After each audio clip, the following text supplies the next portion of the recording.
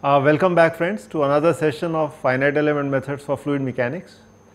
So, we have been looking at how to formulate the finite element method for a very simple problem, and today we are going to take actually some examples to show you what we have done so far. So, let us begin by reviewing what we have done so far. We started out with the strong form of a problem where the idea was to find a solution u such that it satisfies a certain differential equation, and this was given as uxx plus f equal to 0 on the domain omega, the domain omega being the interval 0 to 1. And then it had to satisfy certain boundary conditions which were given as u1 is g and minus u comma x 0 equal to h. We then tried to work on the weak form of this same problem, where we said that now we should find a solution u that belongs to the space S such that for all the weight functions w or the test functions that come from this space V, we must satisfy the following equation. So, we found this to be the operator A w times u, which actually is the inner product of the derivatives of w and u.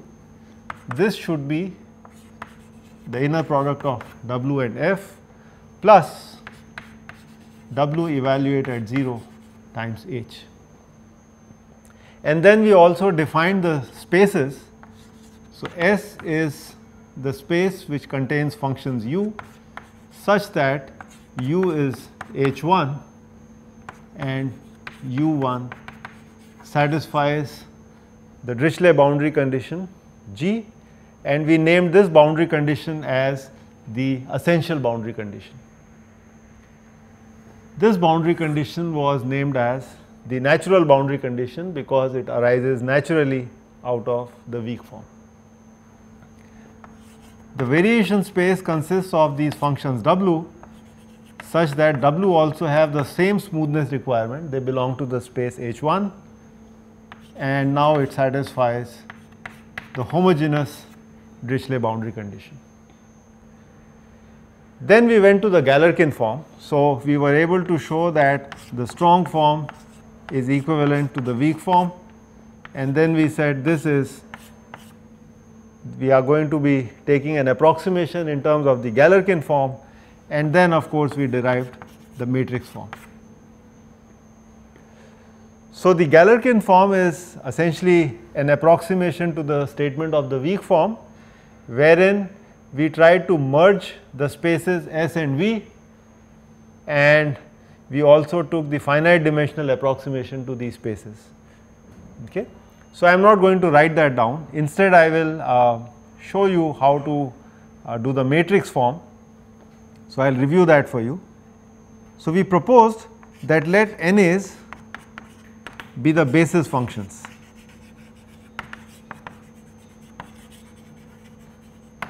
And we took n of them.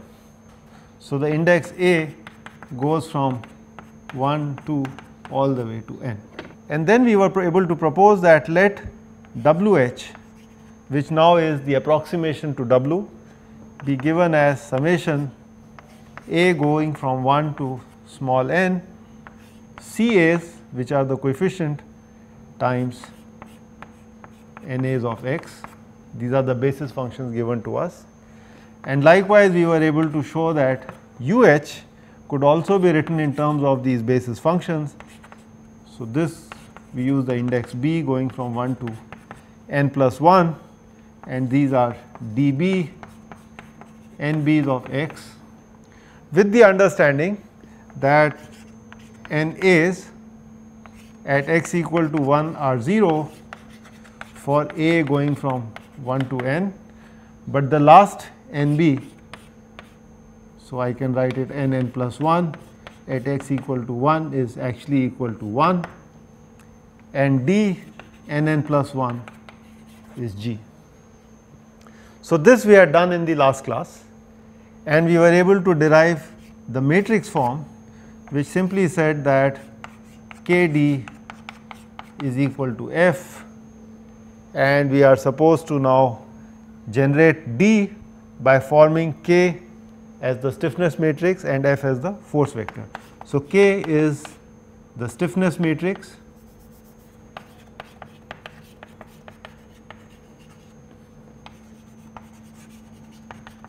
and F is the force vector, and the vector of all these unknowns D is known as the displacement vector. Today what we wish to do is actually take an example and try to explicitly solve this problem for some special cases. So, example 1. Let us see if we can take n equal to 1. So, I just want to solve the problem of this differential equation with the boundary conditions using the finite element method by using n equal to 1. So, I am allowed to use only 1 degree of freedom. So, that is my domain 0 to 1, this is the x axis, and I am going to use functions. If you recall, I am supposed to have w's that belong to this space H1. Let me recall for you, H1 is the space of those functions where the function itself and its first derivatives, they are L2. They are also the functions which are in fact C0. Okay. So, I will have the function to be continuous, but its first derivative is not continuous. Okay. So, what are those kinds of functions? So, what is the simplest C0 function? And the proposal is that let me have these functions as the following. So, first I plot n1 of x, and let me propose this n1 of x is a linear function like this, and if I plot also the n2 of x between 1 and 0. So, let me propose that is something like this, and additionally I would want this value to be 1 and this value to be 1.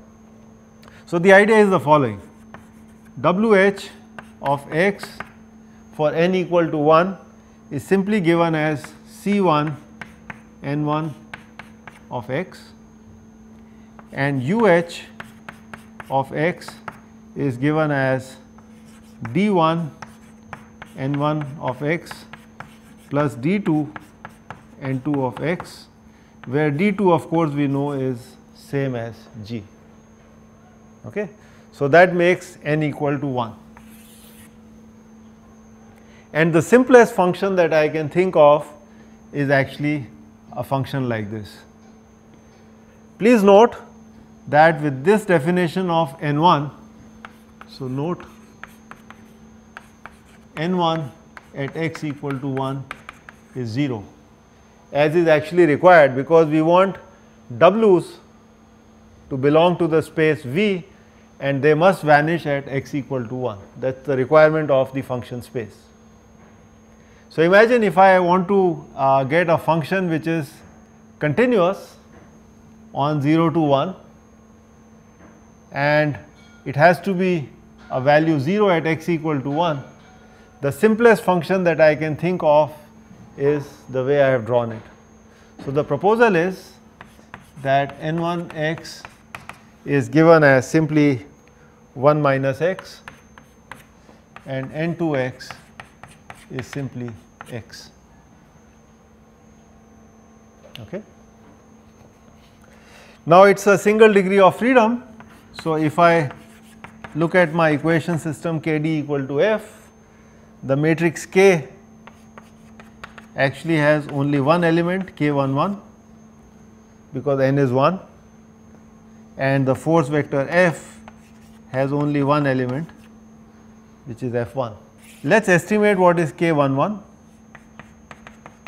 So, let me recall for you the KAB, we had derived this in the last class, was actually given as the inner product of NA and B. You may please check your notes, we had derived this, which in turn is the integral of 0 to 1 NA comma x and B comma x dx. So, I can write down K11 is essentially integral 0 to 1 n1 comma x n1 comma x dx, and that you can see is minus 1.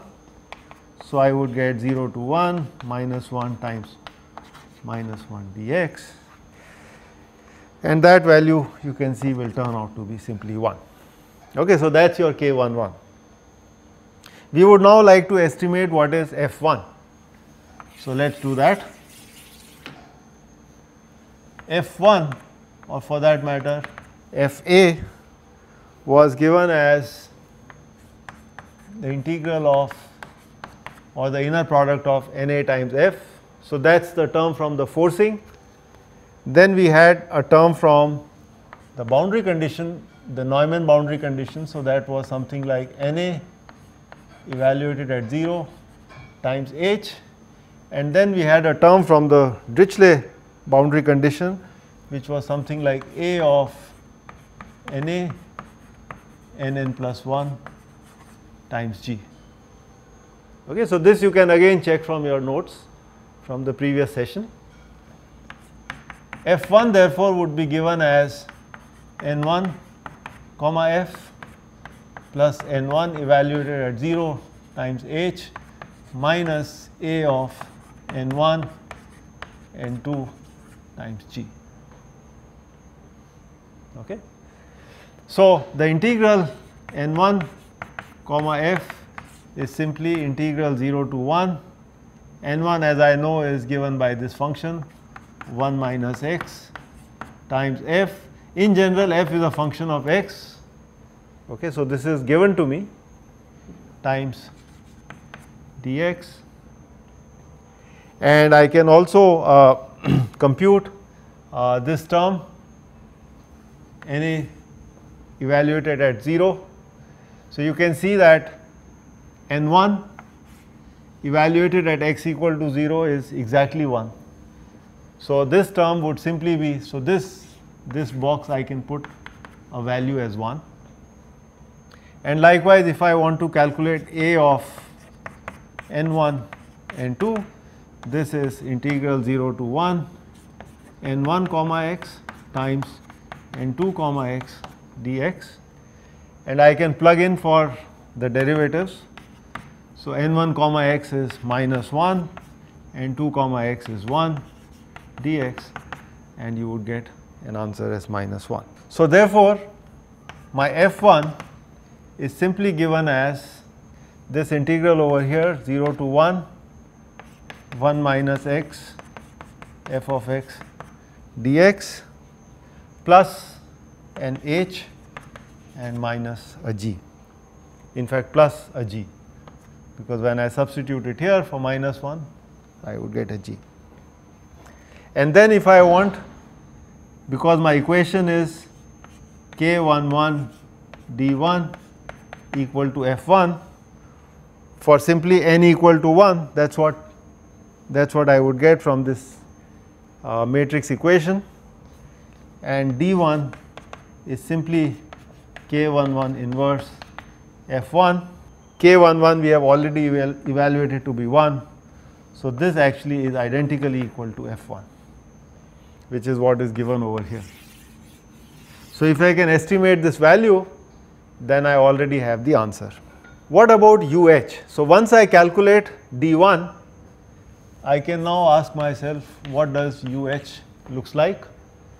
So, UH is the solution field, and this, as you know, we have, this is given by N1 times x D1 plus N2 times x D2. Let us plug in for n1. So, that is 1 minus x times d1 plus n2 is x and d2 is g.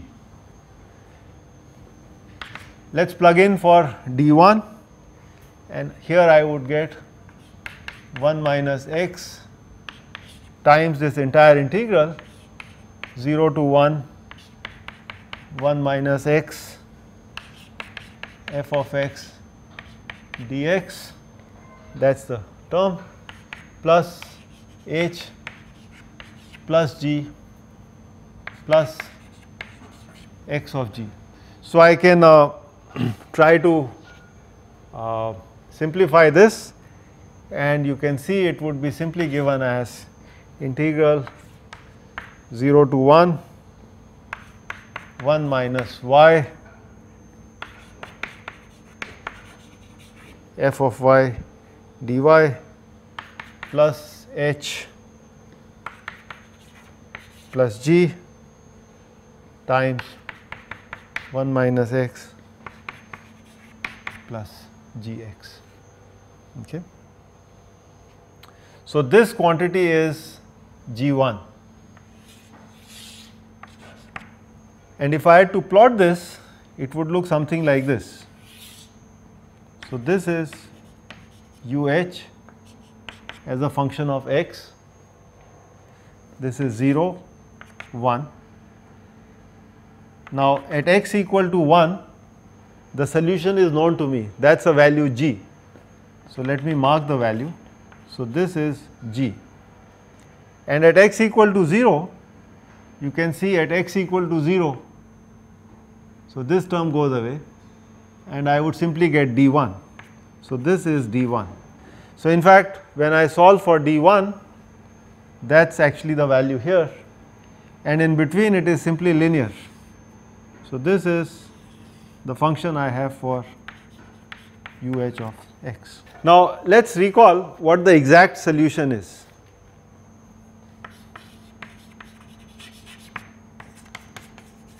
Exact solution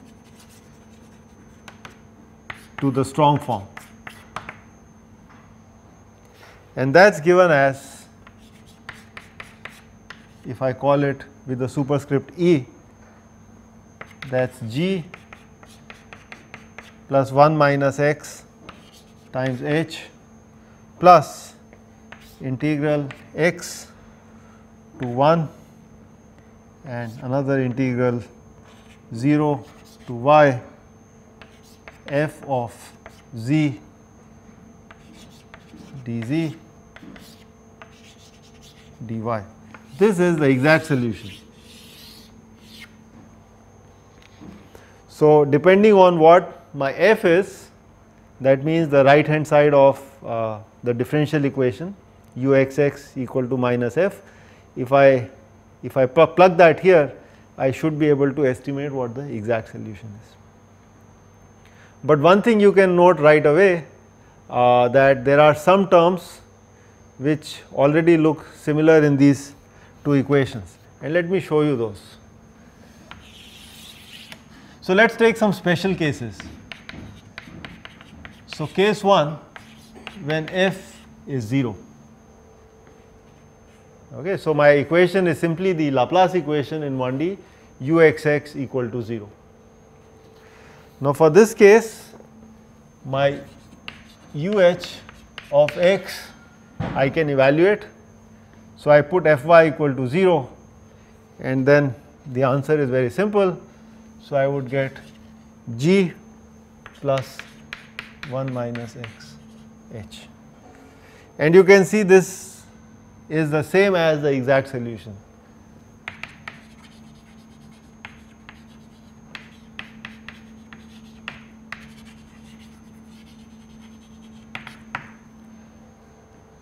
So, this might appear to be a big surprise, that as far as the solution of the homogeneous 1D linear problem is concerned, the simplest approximation, the simplest finite element approximation with just one unknown, you are actually able to get back the exact solution. But then if you think about it, it is not such a big surprise. as you will realize that the exact solution, this is the exact solution. If I put Fz equal to 0, that means the homogeneous one is linear in x, and I am already doing a linear approximation for u. So therefore, I am able to exactly predict what the solution is. Okay, so f equal to 0 is going to give me the same solution. Let us try another case where now we allow f to be a constant, and let me say this constant is called p. So now I can break u into two parts. So uh of x, I can write it is a combination of uh particular plus homogeneous. So this is the particular solution. So I am going to only write the particular solution. Okay. So u exact particular of x, you can show if I substitute. So this is the particular solution. If I substitute f to be a constant p, then you can show that this is going to be integral x to 1 0 to y p dz dy, and one can carry this out, it would be p times 1 minus x square by 2. But if I compute the the approximate solution from the finite element method, and for that I would have to use this integral. Okay. Notice I will not get a term like x square. Okay. I have already assumed that my solution is linear. d1 and d2 are constant, n1 and n2 are linear functions. So my answer is also going to be linear.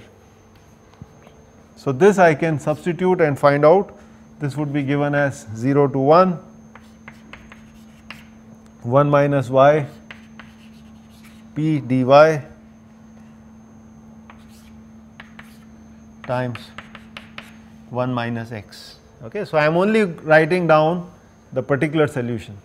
Okay. So I have substitute for fy as p, 1 minus y stays there, and then I have this term 1 minus x, and this would then be 1 minus x by 2. So I can now plot this. What I can do is I can plot the solution and its derivative. So let us do that. So first I am going to plot between 0 and 1 the particular solution. So I would plot the exact solution and the particular.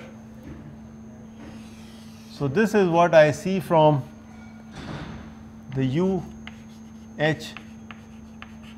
particular. It takes a value 0, okay, at x equal to 1, and over here it has a value of p by 2, as you can see from this expression, p by 2, and at x equal to 1 it is 0. On the other hand, if I plot the exact solution,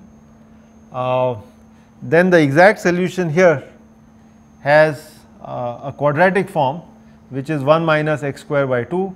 So it is at x equal to 0 it is p by 2, and at x equal to 1 it is 0. So let me draw this for you or sketch it for you. So this is how it looks like. So this is u exact particular. Okay. So it is exact at these two nodes. So exact at nodes, that means at x equal to 0 and 1. And of course there is an error in between, and that is obvious because the numerical solution has been assumed to be linear, but the exact solution is quadratic. How about the slopes? So, I can compute the slopes also. So, let me do this. UH comma x is simply given as, if I do this over here, that is p by 2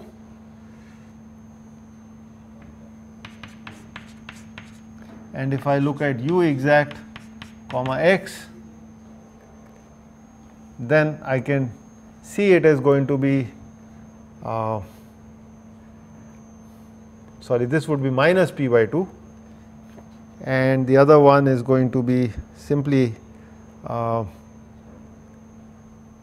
minus px. So, let us plot this. So, this is my x 0 to 1 and I want to plot the slope. So, this value is minus p by 2 and this value is minus p. The exact slope varies linearly. So, this is a quadratic function, the exact solution. Obviously, the slope is going to be linear. So, if I plot that for you, you are going to get this is the linear function. So, this is exact. So, this I am going to write u exact comma x. And if I plot the finite element solution, that is a value minus p by 2. So, this is your finite element value.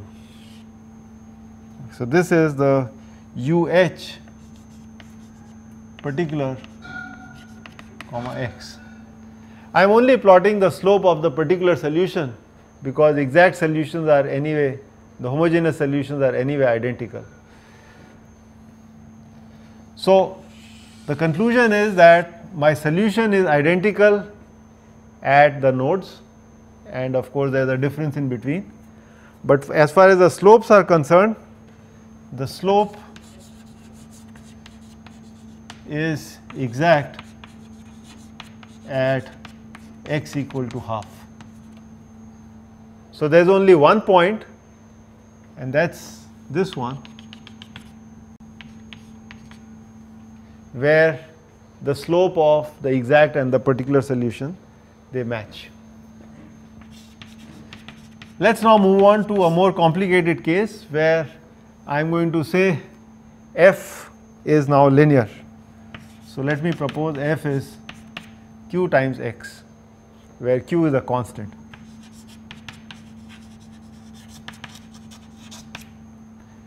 For this case, we can again carry out the integrals. I will just give you the answer. So, the u particular exact of x is now going to be a cubic function. So, q times 1 minus x cube by 6, whereas the finite element particular solution has to be linear again. So, that is given by q by 6 1 minus x. Likewise, I can take the derivatives. Okay. So, you can see for the derivative of the particular solution is constant, that value is minus q by 6, whereas the exact solution, that derivative is quadratic in nature. So, we will plot them and see how they compare.